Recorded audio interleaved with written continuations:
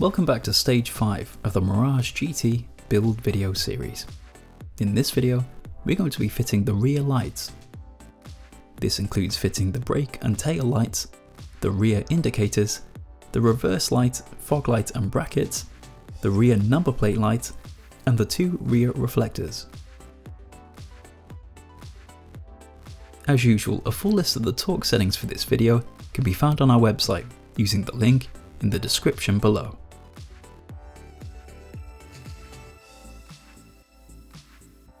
With all of the front lights now fitted on our build, we're now ready to move on to fitting the rear lights.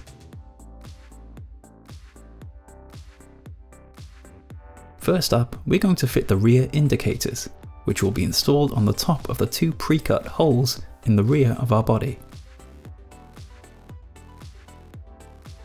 We start by removing the nuts and washers from the back plate of our indicator light and moving it roughly into position.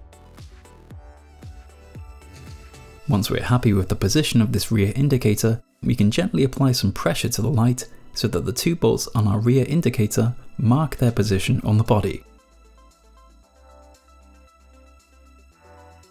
We can now drill 2 mounting holes here and feed the bolts through the body before reattaching the nuts and washers, which will hold our rear indicator light firmly in place.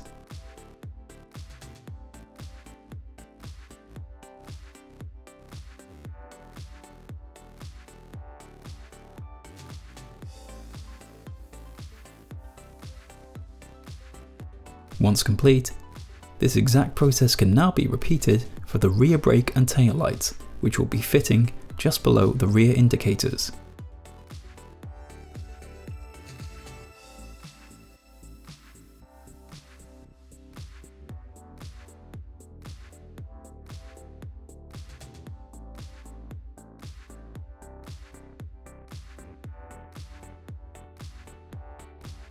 With both lights now held securely in position, we can now go ahead and connect both lights to the wiring loom, with the rear indicator connecting up to the 2-way connection and the rear brake and tail light connecting up to the 3-way connection.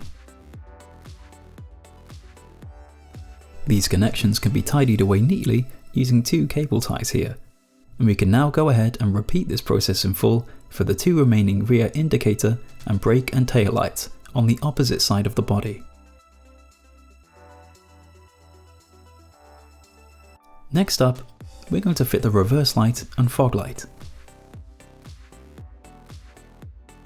We start by removing both the reverse light and fog light from their back casing, before attaching both to their corresponding brackets using the bolts, nuts, washers and spring washers provided.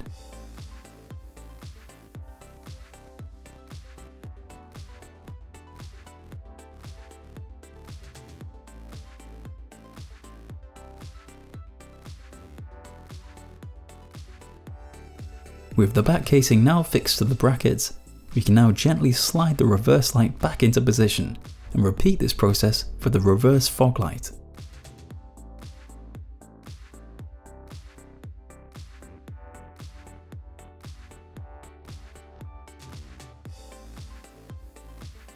The reverse light will be connected to the rear of the body in line with the second of our pre-fitted body securing bolts.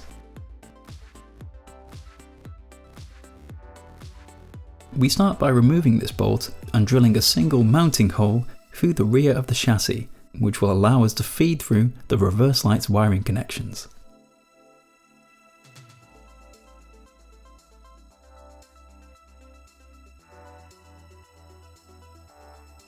With the wiring connections now fed through, we can now secure the reverse light bracket to the chassis by refitting the chassis bolt, before connecting up the reverse light to the wiring loom inside the body.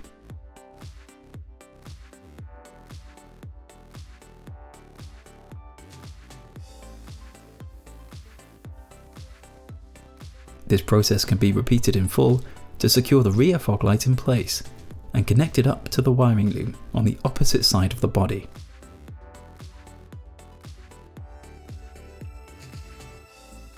We're now ready to fit the number plate light.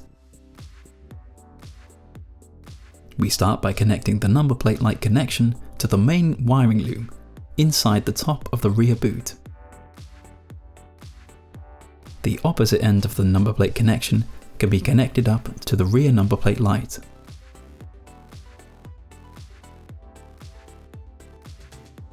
It's advisable to turn the lights on at this stage, which will help us to identify the correct polarity for our number plate light.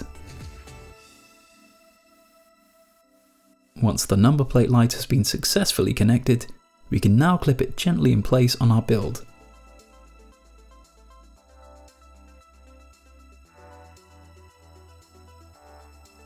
The final stage of fitting the rear lights will be to fit the two rear reflectors. We're going to apply a small section of double-sided tape to the back of each reflector before moving it into position on our build, in line with the vertical edge of our boot aperture and horizontally in line with the boot lock.